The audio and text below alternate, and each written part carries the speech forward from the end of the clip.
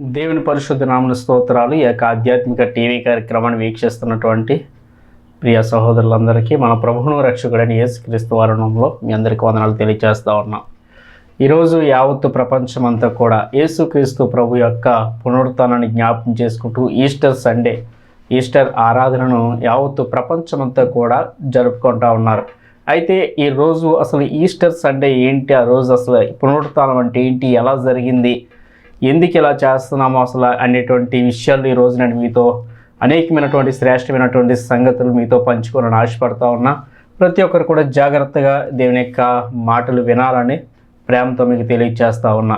ప్రభునందు ప్రియా దేవుని బిడ్డలారా, యేసుక్రీస్తు ప్రభువారు సమస్త మానవాళి పాప క్షమాపణ నిమిత్తం 2000 సంవత్సరాల పూర్వం ఈ భూమి మీదకి మానవ అవతారిగా, నరవతారిగా, మనుష్య కుమారునిగా వచ్చి 33.5 సంవత్సరాలు జీవించి ఆ 3.5 సంవత్సరాలు అనేక ప్రాంతాలు తిరిగి, యోదయ, సమరయ, గలిలయ అనేక ప్రాంతాలు తిరిగి సువార్తను ప్రకటిస్తూ సమస్త మానవాళి ఎడల దేవుని ప్రణాళిక ఏమై ఉన్నదో అనేకమైన విషయాలు బోధించి తండ్రి చిత్త ప్రకారము సిలువలో తన రక్తాన్ని చిందించి మనందరి కొరకు ప్రాణం పెట్టారు ఆయన.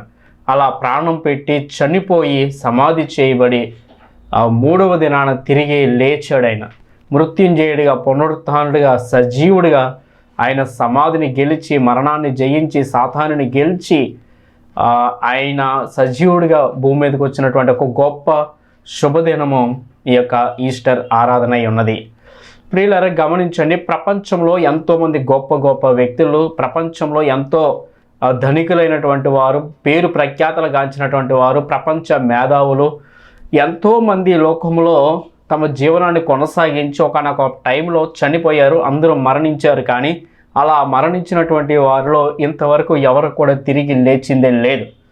ప్రపంచ చరిత్రలో ఎవరు కూడా మరణాన్ని జయించి, సమాధిని గెలిచి, సజీవులుగా మృతులలో నుండి బయటకు వచ్చినటువంటి వ్యక్తులు ఎవరూ లేరు. ప్రపంచ చరిత్రలో సమాధిని గెలిచి మరణాన్ని జయించినటువంటి వ్యక్తి వాళ్ళు ఎవరైనా ఉన్నారంటే కేవలం నేను ప్రకటిస్తున్నటువంటి మన ప్రభువైనటువంటి యేసుక్రీస్తు వారు మాత్రమే.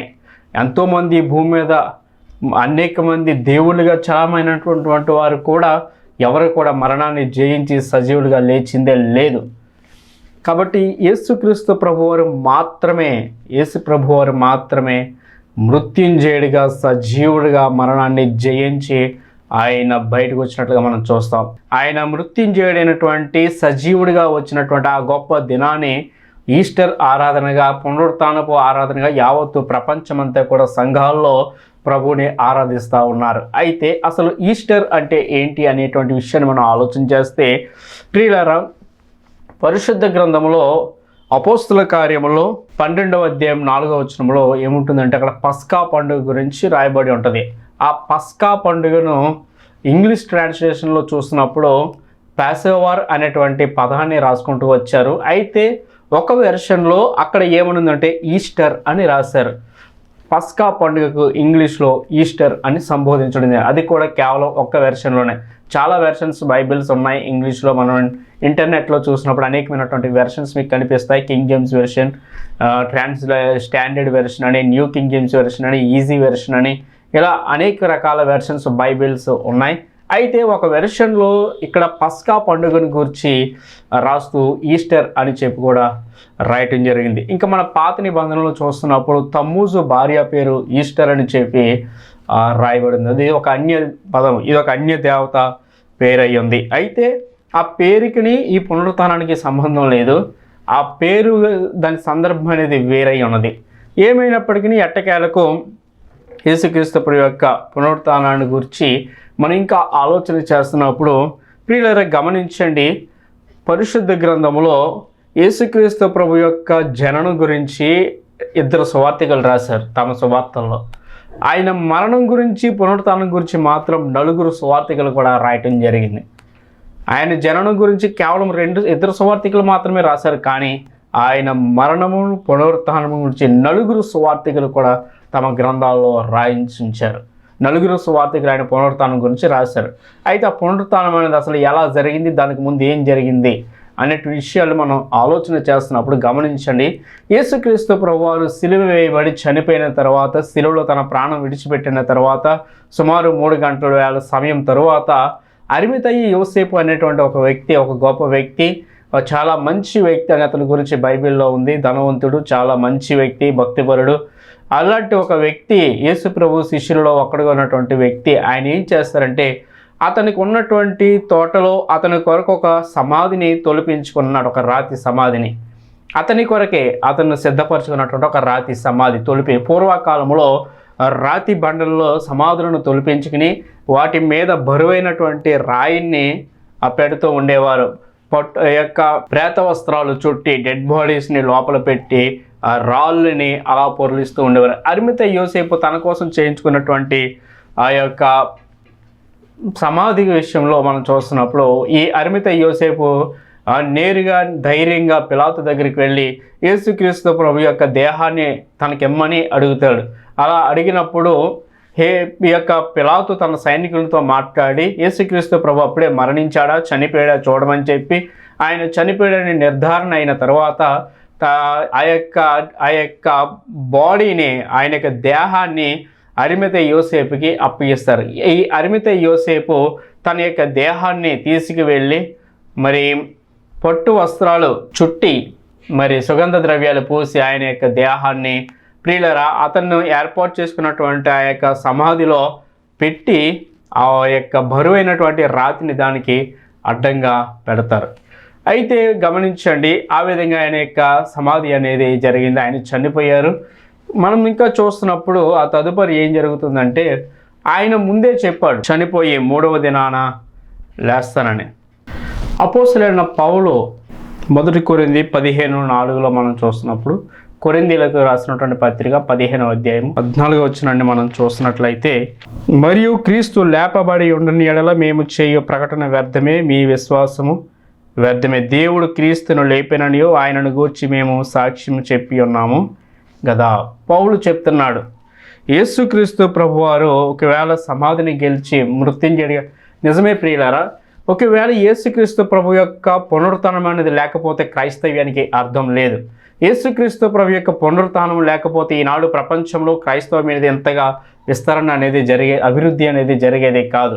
క్రైస్తవ పునాదికి నిరీక్షణకు గొప్ప నిరీక్షణ ఏంటంటే యేసుక్రీస్తు ప్రభు యొక్క పునరుత్థానమైంది.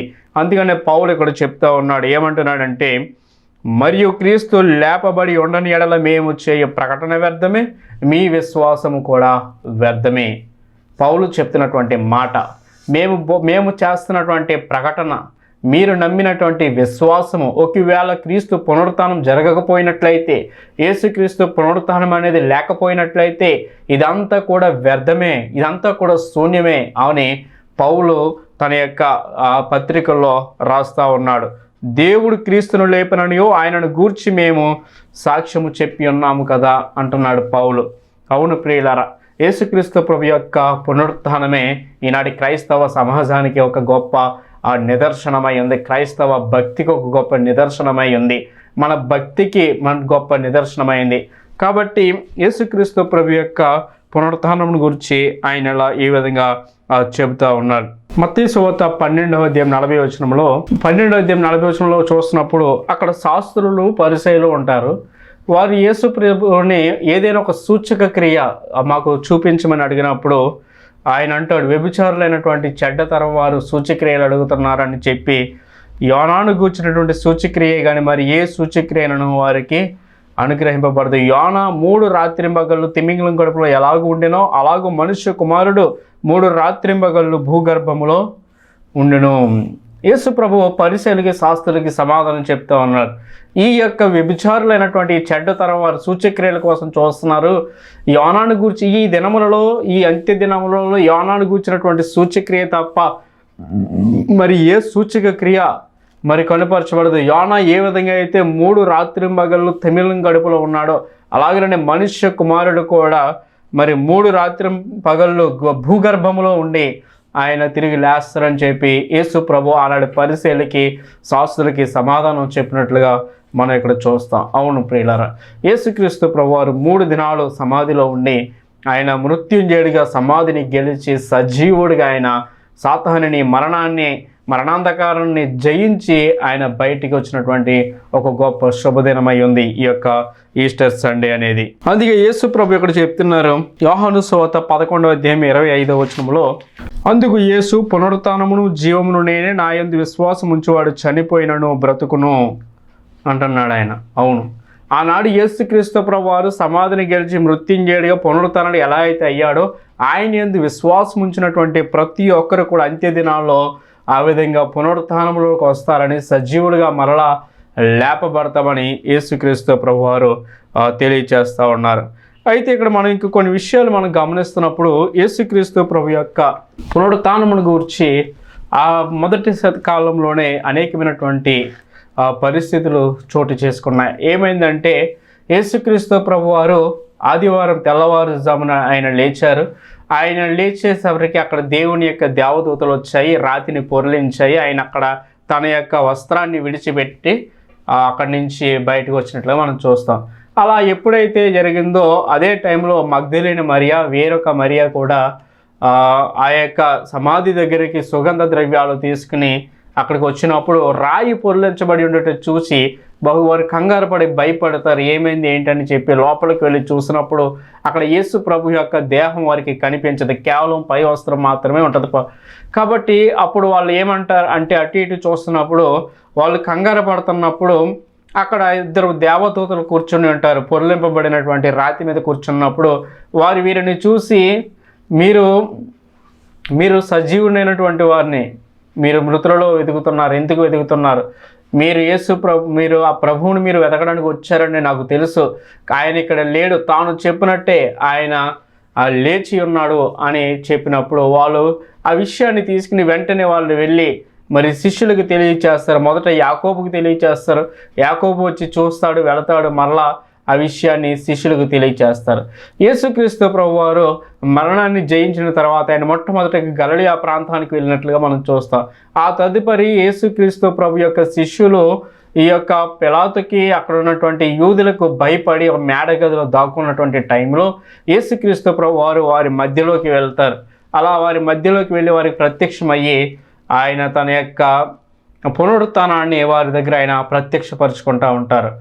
అప్పుడు వాళ్ళ దగ్గర ఉన్నటువంటి శిష్యులందరూ చూసి ఆశ్చర్యపడుతున్నప్పుడు యేసుక్రీస్తు ప్రభు వారు చివరి టైంలో వారికి కొన్ని పనులు అప్పచెప్తాడు. ఏమనంటే, మీరు సర్వలోకానికి వెళ్ళి సర్వ సృష్టికి సువార్త ప్రకటించండి, నమ్మి బాప్తిసం పొందిన వాడు రక్షించబడతారు, నమ్మని వానికి శిక్ష విధించబడుతుందని చెప్పి యేసుక్రీస్తు ప్రభు వారు ఒక బాధ్యతను వారికి అప్పగిస్తారు. అయితే యేసు ప్రభు వాళ్ళ శిష్యుల దగ్గరికి వెళ్ళినటువంటి టైంలో అక్కడ తోమ అనేది ఆ సమయంలో అక్కడ లేడు, తోమ అనేటువంటి శిష్యుడు.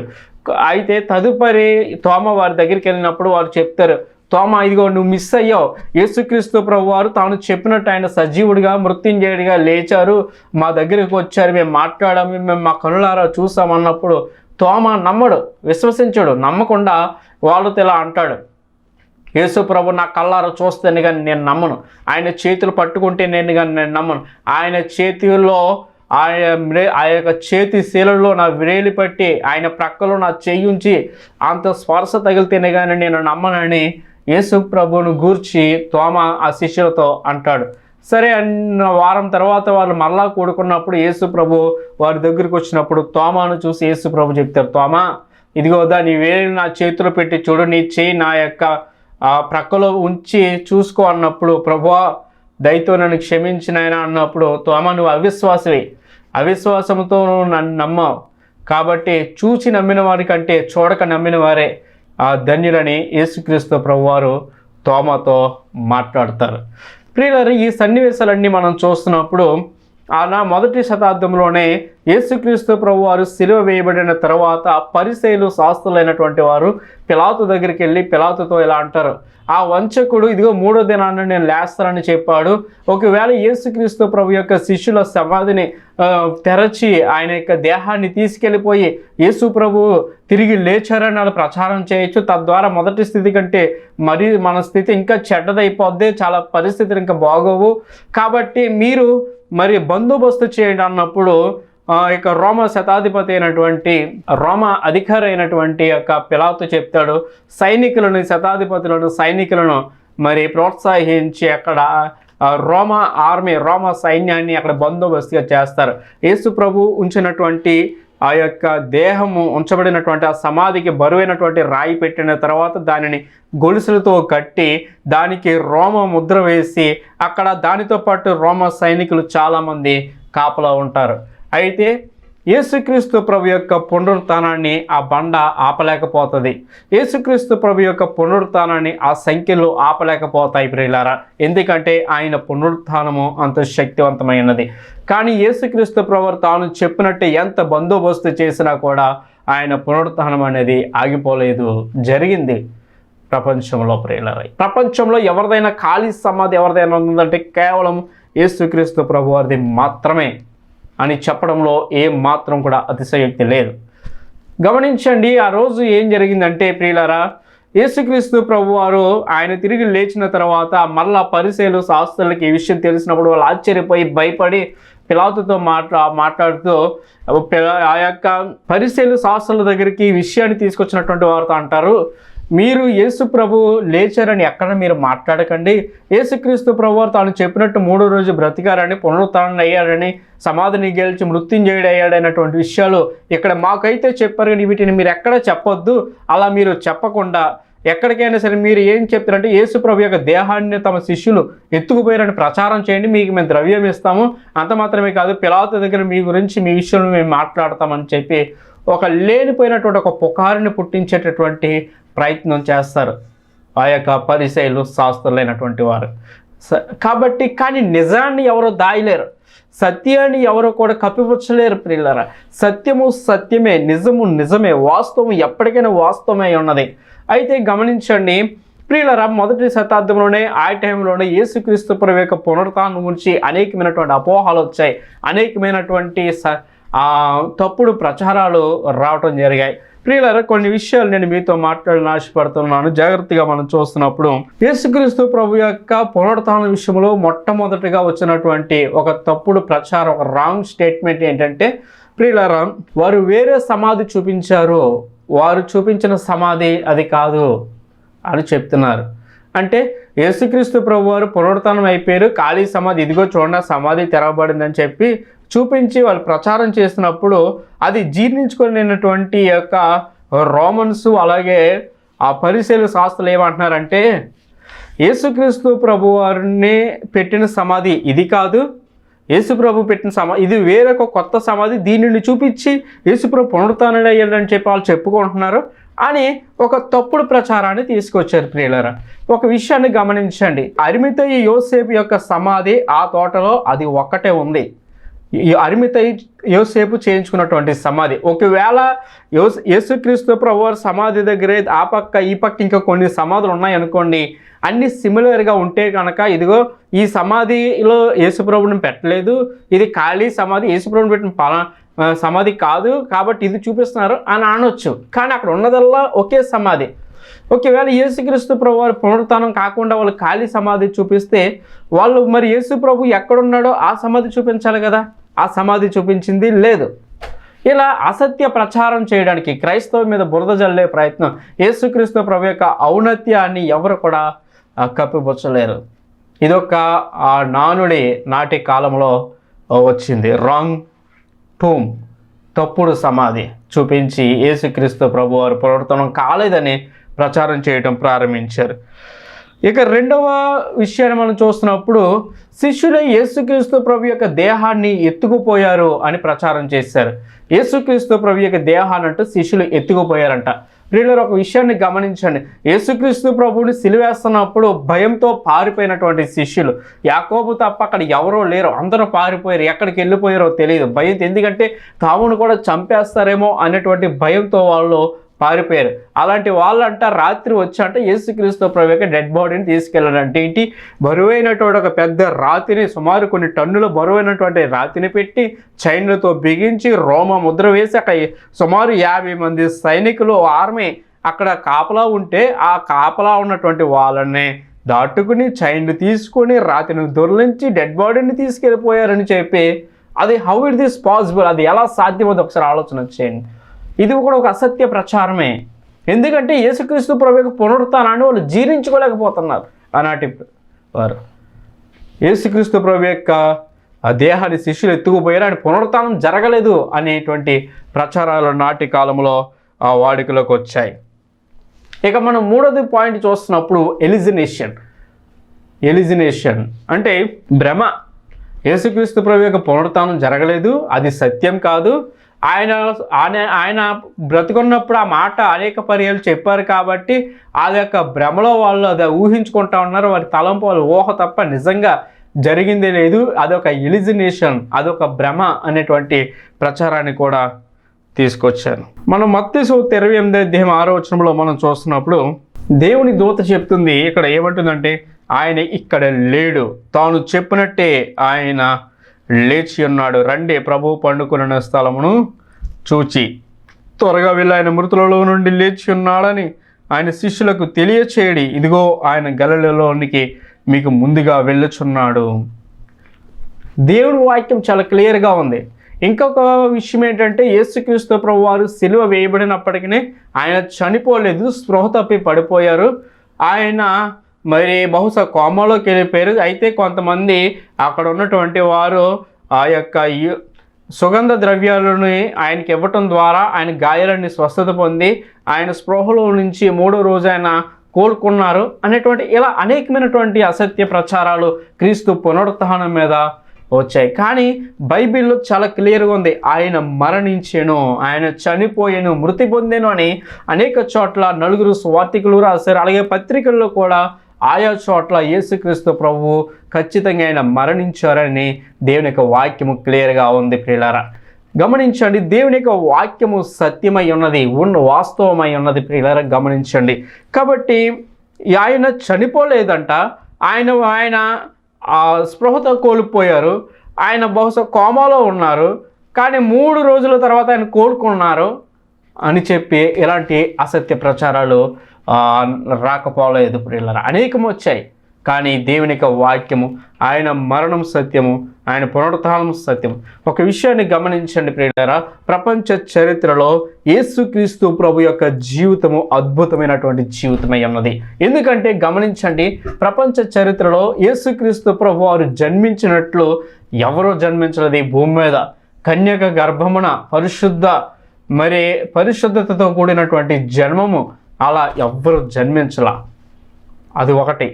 ఇక రెండవది మనం చూస్తున్నప్పుడు ప్రపంచ చరిత్రలో యేసుక్రీస్తు ప్రభు వారు జీవించినట్టు, యేసుక్రీస్తు ప్రభు వారు బ్రతికినట్టు, యేసుక్రీస్తు ప్రభు వారి వలె ఎవరు కూడా పరిశుద్ధంగా యథార్థంగా నీతిగా బ్రతికినటువంటి వాళ్ళు ఎవరు లేరు ఈ భూమి మీద. ఇక మూడవది మనం చూస్తున్నప్పుడు యేసుక్రీస్తు ప్రభు వారి వలె సమస్త మానవాళి కోసం సజీవ యాగంగా రక్తాన్ని చిందించి శిలువలో రక్తాన్ని కార్చి ప్రాణం పెట్టినటువంటి వాళ్ళు ప్రపంచంలో ఎవరూ లేరు. యేసుక్రీస్తు ప్రభు వారి వలె ఎవరూ లేరు. అంత మాత్రమే కాదు, సమాధిని మరణాన్ని జయించి మృత్యుంజయులుగా సజీవులుగా లేచి భూమి మీదకి వచ్చినటువంటి వ్యక్తులు ఎవరైనా ఉన్నారంటే కేవలం యేసుక్రీస్తు ప్రభు వారు మాత్రమే అని మీకు తెలియచేస్తా ఉన్నా. యేసుక్రీస్తు ప్రభు వారు మాత్రమే ఈ భూమి మీద సజీవులుగా ఆయన మరణాన్ని జయించినటువంటి వారు.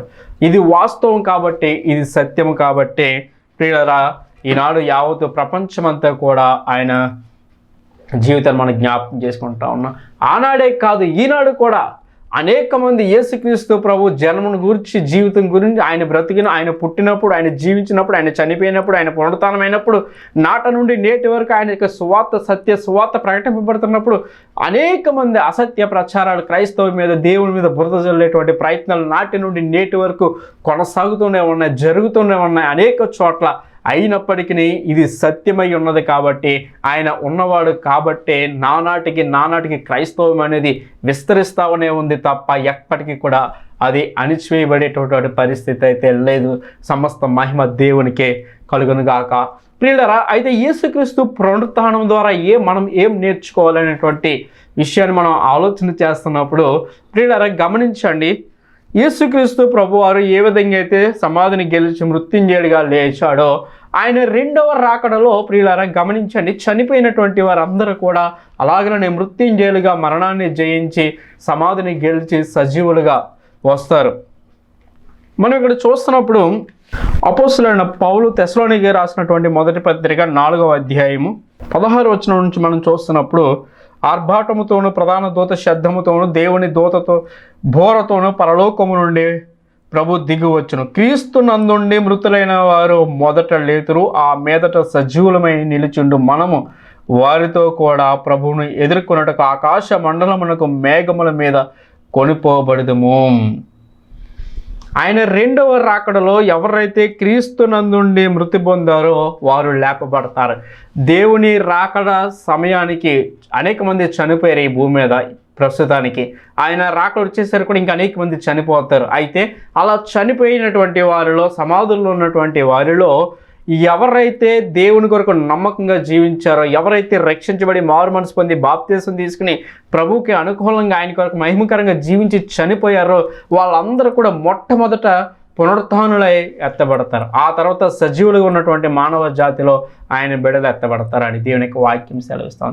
క్రీస్తు పునరుత్థానుడైన ప్రకారం ఆయన మరణాన్ని జయించినట్లుగా అటువంటి గొప్ప భాగ్యము ఆయన ఈ మానవ జాతికి కూడా త్వరలో ఆయన ఇవ్వబోతా ఉన్నాడు. నువ్వు నమ్మి విశ్వసించి నీ హృదయాన్ని ఆయనకి ఇచ్చి దేవుని కొరకు నువ్వు నమ్మకంగా జీవిస్తే ఆయన జన్మం వాస్తవం, ఆయన జీవితం వాస్తవం, ఆయన మరణం వాస్తవం, ఆయన పునరుత్థానం వాస్తవం, అలాగే ఆయనకి రెండవ రాకడ, పరలోక రాజ్యం, ఈ లోక అంతం, ఇవన్నీ కూడా సత్యములై ఉన్నాయి. అనేకమైనవి ప్రవచనాలు జరుగుతూనే ఉన్నాయి మన కళ్ళెదురుగా.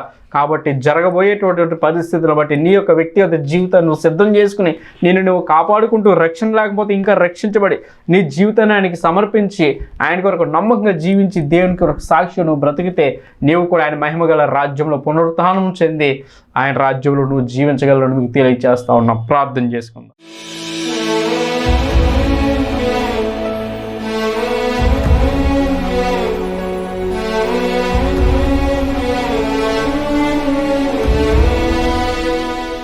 మహాపరిశుద్ధుడు, ప్రేమగల మా తండ్రి దేవా, నీ నామముకి స్తోత్రాలు. సర్వలోక మానవ పాప పరిహారార్థమై శిలువలో మీ రక్తాన్ని చిందించి ప్రాణం పెట్టి మీరు చెప్పినట్లుగానే ఇదిగోనైనా సమాధిని గెలిచి మృత్యుంజయుడిగా సజీవుడిగా మరణాన్ని జయించి సమాధిని గెలిచి మీరు వచ్చారు.